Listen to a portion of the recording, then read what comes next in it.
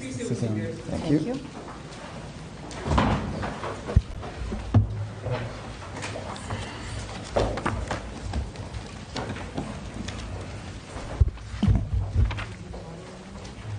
Are we ready?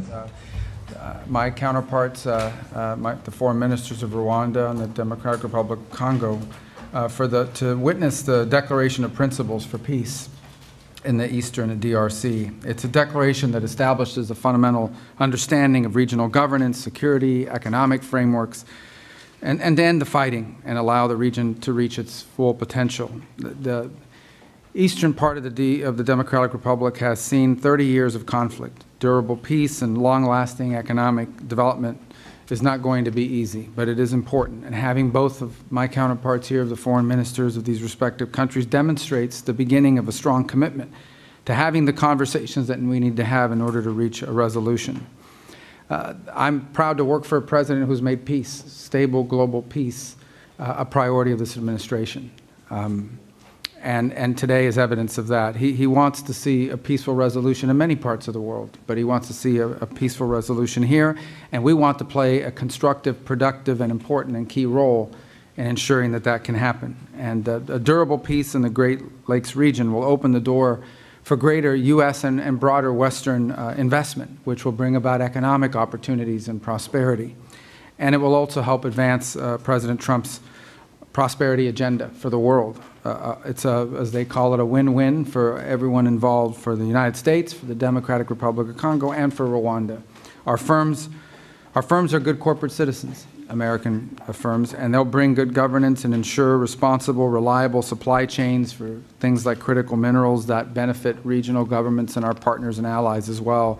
This economic development, combined with durable peace, and I would say durable peace comes before economic development. It's impossible to do without the peace. It will also allow millions of displaced people to return to their homes, to safer communities, with new economic opportunities that have escaped generations. The African Union and regional economic communities in Africa have done incredible work, and we need to recognize that in bringing parties together and laying the foundation for these talks. Our government here is focused on energizing these efforts. So we're going to be in close contact with our African Union partners to make sure we can bring this to fruition and to see that this better future reaches everyone. I do want to especially thank our senior advisor, Mr. Boulos, and his counterparts in the Democratic Republic of Congo and Rwanda for their vision and for their hard work.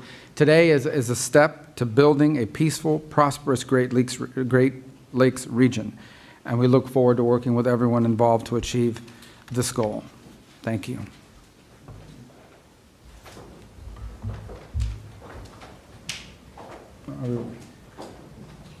Okay, perfect. Thank you. Mr. My apologies. I should have turned to no you. worries. My apologies. I was looking. No worries. Thank you. Mr. Secretary of State, Honorable Senator Marco Rubio, His Excellency Mr. Olivier Nduhungirehe, Minister of Foreign Affairs of the Republic of Rwanda, Excellencies, distinguished guests, ladies and gentlemen, today marks not an end but a beginning, a necessary step towards peace taken with resolve and purpose. This moment carries particular weight for the Democratic Republic of the Congo. In Goma, in Bukavu, and beyond, the reality of displacement, insecurity, and hardship continues. For us, the urgency of this initiative is not theoretical, it is human. We signed this Declaration of Principles not as a symbolic gesture, but as a political commitment, a reaffirmation of principles enshrined in international law, and most recently echoed in the UN Security Council Resolution 2773, a resolution calling for the immediate, unconditional, and verifiable withdrawal of all foreign troops from sovereign territory of the DRC. We are clear in the Great Lakes region, peace must come first, followed by the rebuilding of trust, and then, only when conditions are right, the careful reopening of a path to meaningful bilateral cooperation. Too many past efforts have failed because sequencing was ignored and accountability postponed. Peace and development cannot rely only on good intentions. They must be built on responsibility, clear commitments, measurable timelines, and consequences for non-compliance. This is the only way to restore credibility, not just among states, but with the people who are waiting for peace to become real. The signature of today's Declaration of Principles heralds renewed hope. It reflects the U.S. resolve to complement and support regional and international efforts. This initiative brings accountability and draws the hard lessons from past efforts that have failed to materialize. So the good news is there is hope for peace. The real news, peace must be earned, and it will require seriousness, transparency, and sincerity. We welcome the leadership of the United States of America, a country that has shown steadfast support, consistent principles, and resolve in multilateral forums, especially within the United Nations Security Council. Mr. Secretary, Senator Rubio, I would like to express our deep gratitude. Dr. Boulos, also, your extensive consultations across the region have brought nuance, depth, and humanity to this process. And your presence today underscores that diplomacy must listen, understand the lived experiences of those most affected, and seek durable solutions. The Democratic Republic of the Congo recognizes and values this engagement of the United States. We are also encouraged by US-backed initiatives that promote secure mineral value chains and inclusive economic growth. These efforts reaffirm that peace and prosperity are inseparable. Each step towards stability is a step towards dignity, jobs, and schools. This is the promise of responsible investment and a principled partnership with the DRC, a country not only emerging from conflict, but also at the core of finding solutions to global challenges. To our countrymen and women in the Democratic Republic of the Congo, especially in the East, we know you are watching this moment with concern, with hope, and yes, with doubt. And you are right to do so. You have every reason to expect more than promises. You are entitled to actions that measure up to the suffering you have endured. We draw strength from your resilience, from your commitment to justice, and from our shared, unwavering belief that our sovereignty and our territory are not negotiable. We are a nation that honors its responsibilities, and we understand that history, geography, and yes, maybe even fate has given us the neighbors we have.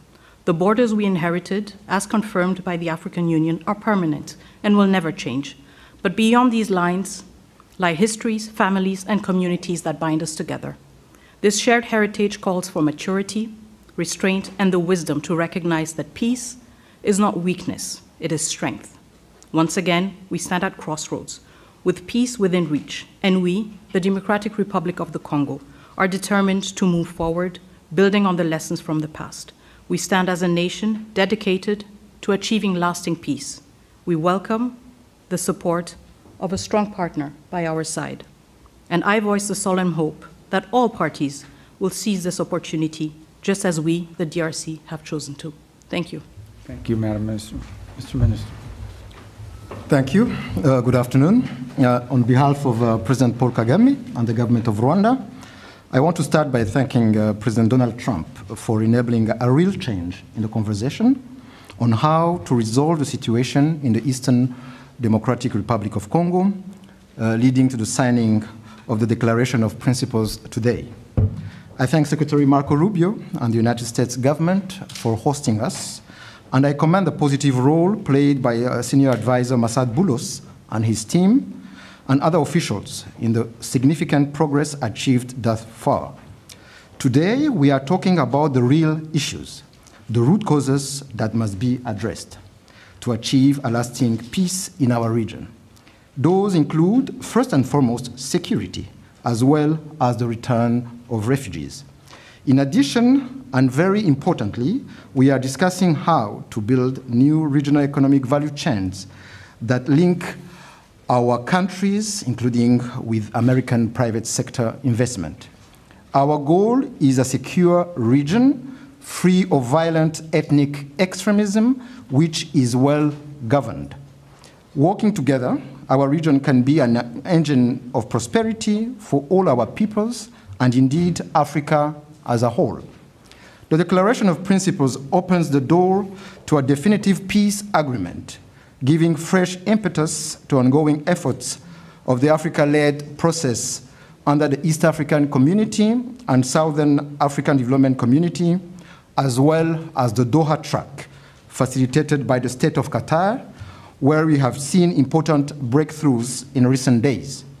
Our common aim is to conclude a comprehensive peace agreement as soon as possible.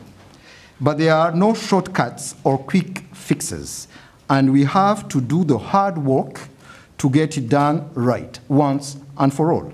Rwanda is committed and we are ready to continue working together with all the partners involved to ensure the success of this initiative. I thank you all. Thank you. All right. There he is. Secretary Rubio is signing as a witness the Declaration of Principles between the government of the Democratic Republic of the Congo and the government of the Republic of Rwanda. This declaration commits the parties to mutual recognition of sovereignty and territorial integrity, addressing security concerns, promoting regional economic integration, facilitating the return of displaced persons, supporting MONUSCO, and drafting a peace agreement.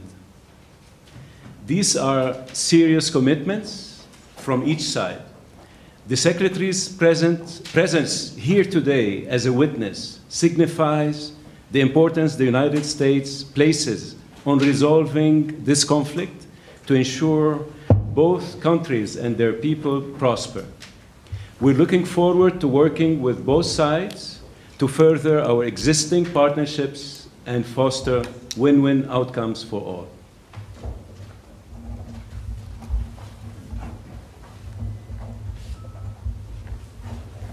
So we're going to slide it down this way. Perfect. Thank you.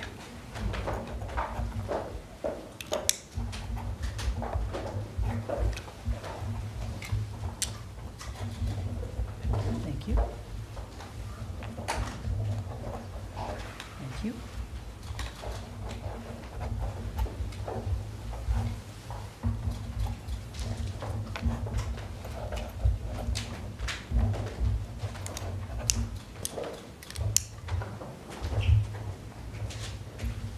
Make sure you keep your pen. Good souvenir.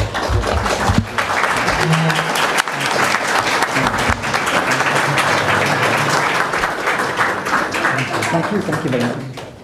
Thank you so much.